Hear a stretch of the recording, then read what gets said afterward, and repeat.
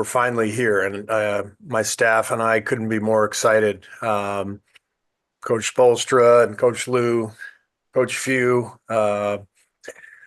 Sean Ford, Grant Hill, and I have been in collaboration over the last couple of months since our respective seasons ended, and we've been talking about everything in preparation for the games, and we're finally here. So we're really excited to come to Vegas in a week. Coaches will be arriving the night of July 3rd. Players will be arriving July 5th. So the staff will have a couple of days of meetings before we begin our practices with the group. So couldn't be more excited. I've been reaching out to all the guys on the team. I've had discussions with a lot of them. Everybody's excited.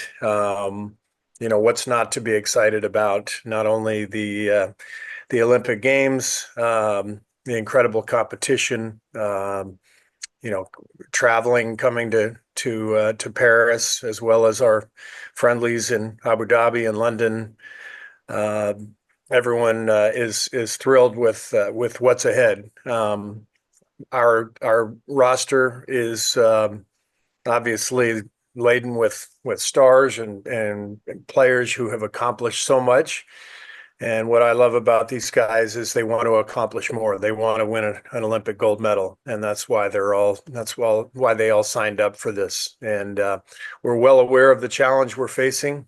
The world of basketball has gotten so much better, so much stronger. We know how good these teams are, and we know we're going to have to be at our best. So couldn't be more excited, and we'll see a lot of you along the way.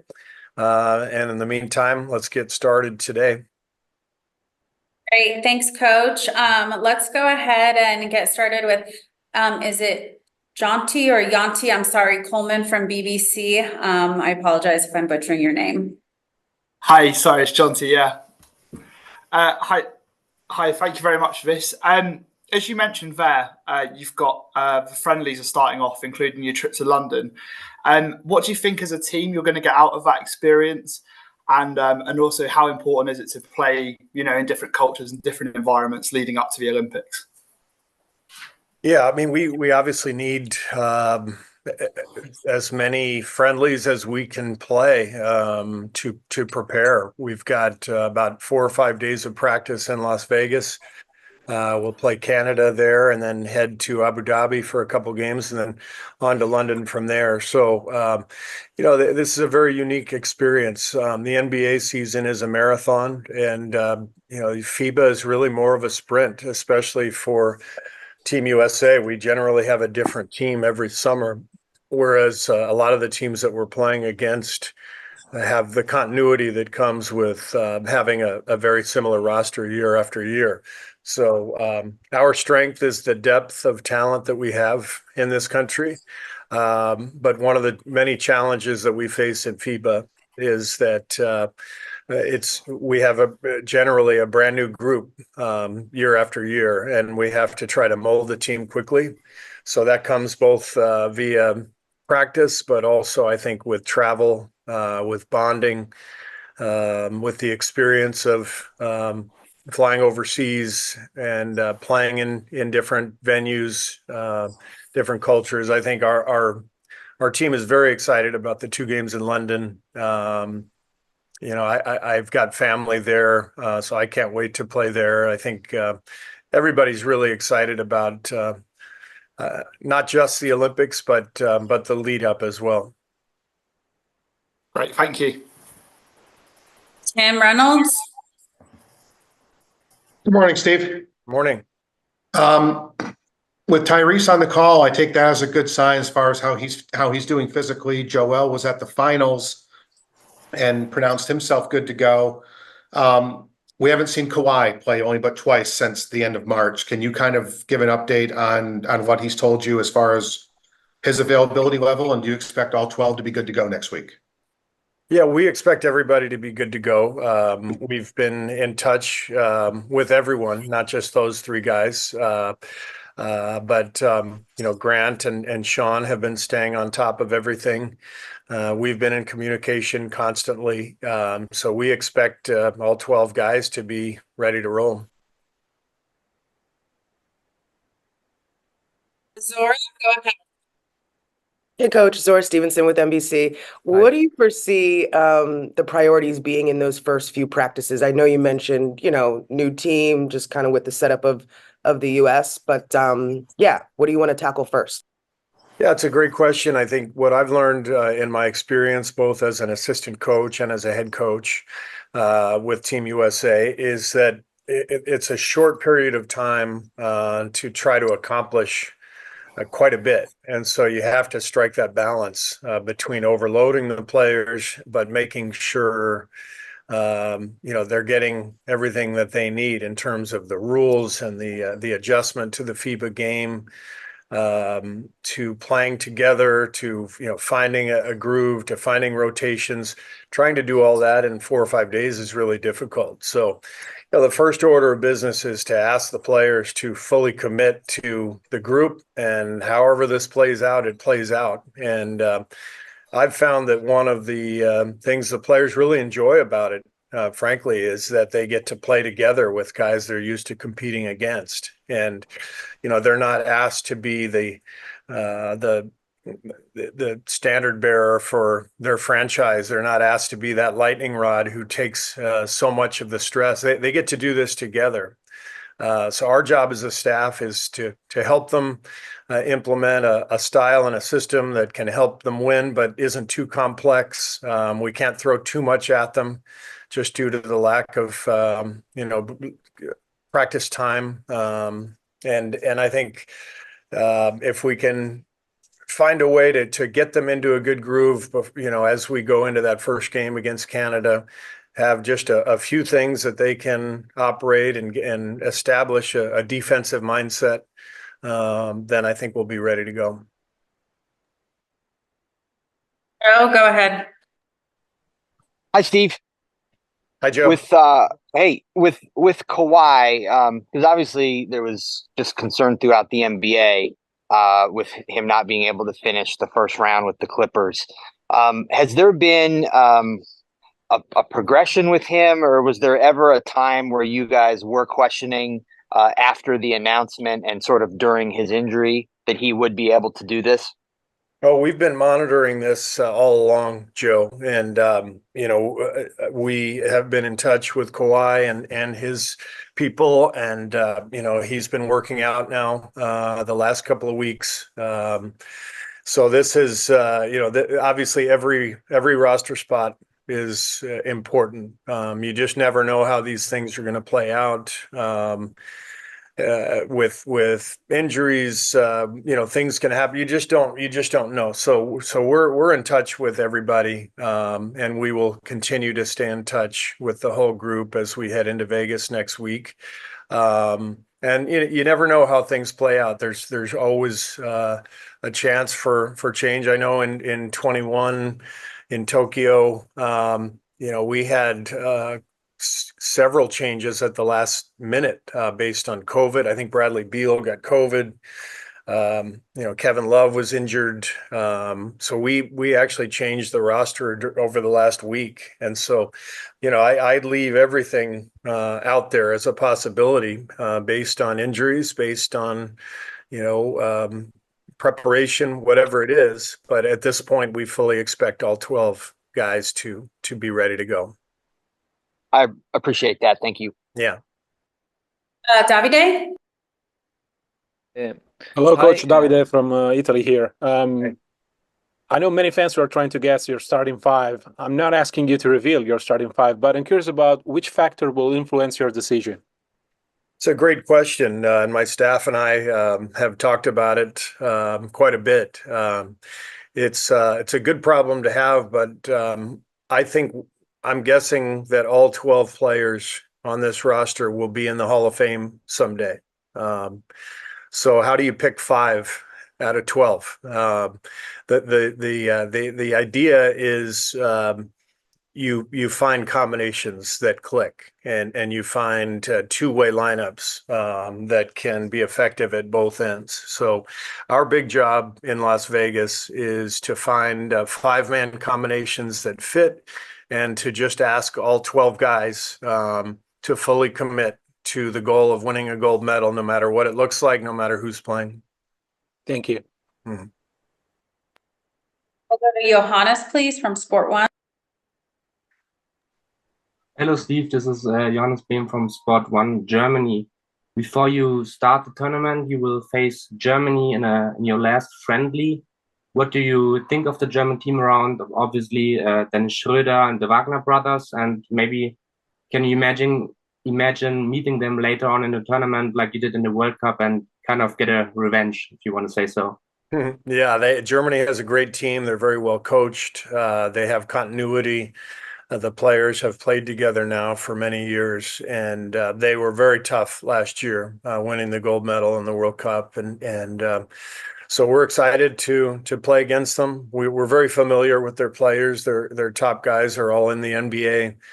Last year, I thought they really had a good connection, a good two-way team. They played tough defense. They had good floor spacing, a lot of shooting, and they really found a good groove in the Philippines. So we know they'll be a big challenge, and they'll be one of the favorites for the gold medal.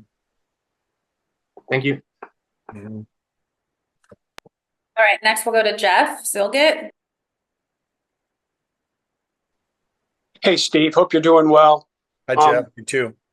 Hello. Yep, I'm all right. I wanted to know, Steve, since your coaching staff, their seasons end at different times, and they had different postseason schedules. What does preparation look like for you and your coaching staff? The communication, just broadly speaking, how often are you speaking with them? And then, secondarily, that in terms of scouting, you necessarily don't know all your opponents. What's prep work look like for your coaching staff when it comes to, scouting? Yeah, so we gathered in Chicago a few weeks ago for kind of a mini retreat where we talked about everything, roles on the staff, what training camp will look like in Las Vegas, actions we want to run, how we want to defend, what's going to be our main defense, what are our counters, all those things.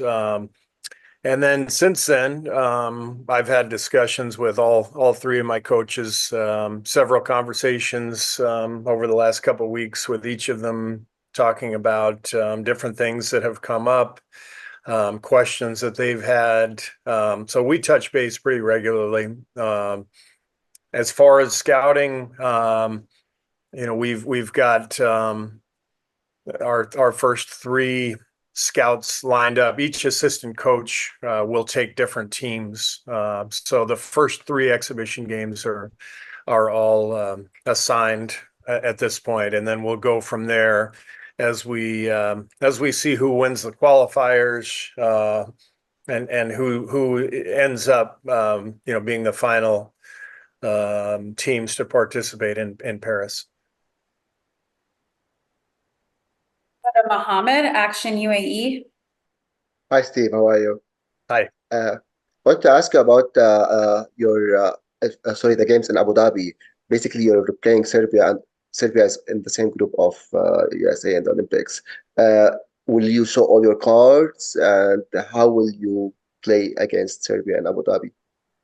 Yeah, I mean, to play against Serbia, one of the best teams in the world, right away, to see them again in Paris or in Lille, it's really exciting, and we know how good they are, and we're very familiar with some of their players, of course. So, biggest thing for us is to be us, to figure out our team in a short period of time. So I'm not worried about playing all of our cards. I'm sure we'll have some things ready no matter what happens in Abu Dhabi for the next meeting, and maybe another one after that. So our main focus is to use these games both in Abu Dhabi and in London to get better and to worry about ourselves and not so much our opponents. Ron, go ahead. Morning, Steve. Morning. I'm curious your perspective on sort of how Steph's relationship connection with LeBron has grown over the years. I mean, from NBA Finals rivals, 4 years in a row, and now it seems like they've become closer the last few years, and how that connection might help. I mean, to have guys of that accomplishment, that magnitude, collaborate together on this team, how can that sort of set the tone for the rest of the team? Yeah, I think LeBron and Steph are really excited to play together. I've talked to both of them about this idea of being together after going against one another with such high stakes over the years. They obviously fit really well together. I think the idea of Steph playing off the ball and LeBron pushing it in transition, that's pretty intriguing, and obviously Steph will play on the ball as well, and LeBron has become such a good shooter, but they're both so good at so many different areas of the game, and I think they're really excited to compete together for the first time, and to find over the course of the practices and the friendlies to find some of the nuances that they can really exploit and explore too, just to see where they can have an impact for each other. But they're both really, really excited about the idea of competing together. Thank you. Yeah. From City AM. Hi, Steve. This is Frank Dallaros from City AM in London. There's obviously a huge amount of appetite for basketball, US basketball in London. And until 2019, we had the NBA coming over here and playing a regular season game. Since then, they've gone to Paris instead. But would you like to see the NBA come back to London soon? I'm always up for going to London. It's a great city, and I know how much love there is for the NBA there. So it would be wonderful. I always enjoy the overseas trips. We've been to China and Japan during my time with the Warriors to play exhibition games, to train. Never played a regular season game outside of the United States, but I love the fact that the league is doing it. So hopefully at some point the Warriors will be involved. Thanks. Go ahead. Bruce, go ahead. You may be muted, Bruce. It looks like he might be a little frozen. Okay, we'll go to Oliver from Nova. Hi, Coach. Hi, Oliver. What do you think about Serbian team with Jokic and other NBA players, and how challenging will it be for you to lead the team of the 12 superstars and think about tactics? Yeah, Serbia is really good. Seeing them last year, we didn't play against them, but we saw them quite a bit. In the World Cup. Coach Pekic has done an amazing job. Without Jokic a year ago, they made the final and were really an excellent two-way team. So we know they'll be even better, adding Jokic, who's, just spectacular, an amazing player and champion. And so we are aware that they will be a huge challenge. And a lot of continuity, a lot of players who have played together over the years, and that's one of the reasons they'll be as good as they'll be. So we're excited about the matchup, and we know how good they are. Let's go to Vincent next. Hi, Steve. Vincent Piala from the French media Le Parisien. Thank you for this interview. I wanted to ask you about Kenny Atkinson, your former assistant at the Warriors. He will be with the French national team. What can you say about him? What, in your opinion, can he bring to the French team? And the fact he knows you, does it give him some advantage because he knows the way you coach? Yeah. Yeah, first of all, Kenny goes and coaches for the French team, and now he goes and coaches for the Cleveland Cavaliers. He's I think he's a traitor. I refer to him. If you know your American history, I call him Benedict Arnold. So no, I'm obviously kidding. Kenny is a great friend. We've been coaching together for 3 years. When he came to me and told me he had been invited to coach with the French team, I thought it was an amazing opportunity. And I encouraged him to do it. And we've been in touch. I know he's been in Paris a lot the last couple of weeks. And he's a great coach. That's the reason Cleveland just hired him. And I was very lucky to have him the last few years. So as for his familiarity with me, I will just, if we play France, I'll just let Coach Spoelstra and Coach Lue take over, and because he's not as familiar with those guys. All right, we will go to Dalton. Hey, Steve. Two quick Steph questions for you. Obviously, we know that Steph hasn't played in the Olympics yet, but it's been about a decade since I think he played in the FIBA World Cup. At this point in his career, why do you think he's such a good fit for the international game? And then also kind of putting together this team that doesn't have a lot of experience together, what can you kind of lean on with Steph, having spent a decade with him as far as his leadership goes? Yeah, it's funny. I was thinking about that because I took this job exactly 10 years ago. And I remember sitting in my new office in Oakland, watching Steph and Clay on the national team in 2014, winning a gold medal in the Worlds. So it was fun to see him. And who could have predicted that it would be another 10 years before he played for Team USA? I know how excited he is to play in his first Olympics. Let's face it, he's a great fit in any league in the world. The best shooter.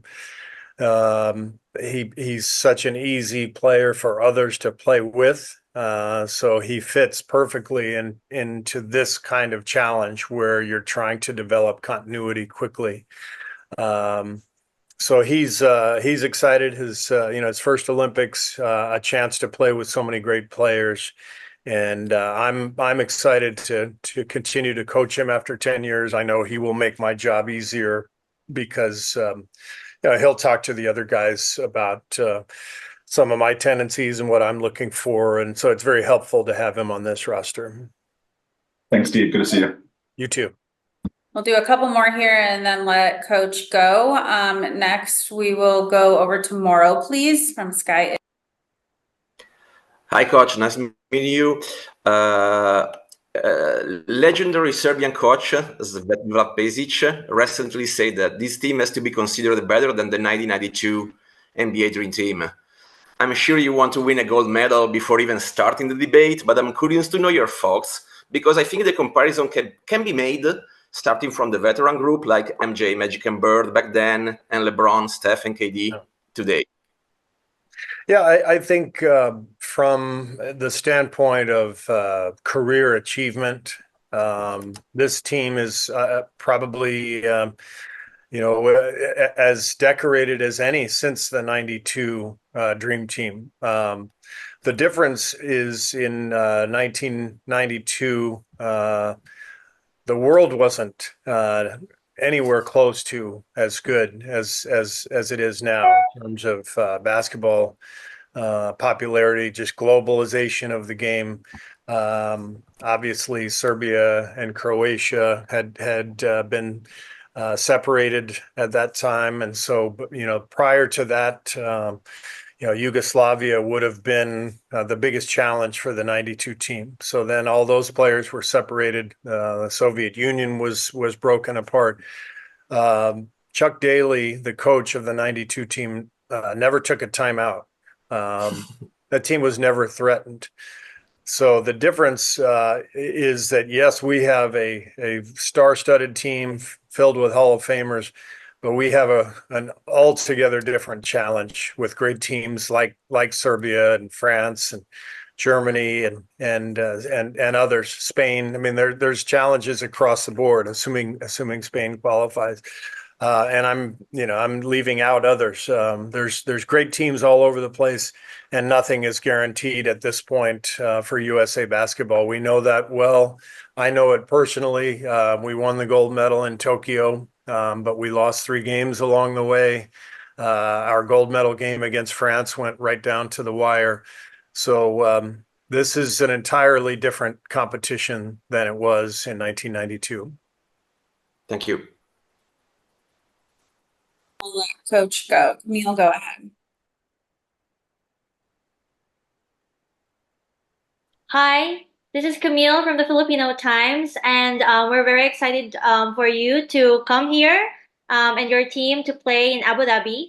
So the Filipinos are very passionate basketball fans, and my question is, for the Filipinos, how have you experienced their support during these competitions? And if you have any message to the Filipino community here in the UAE?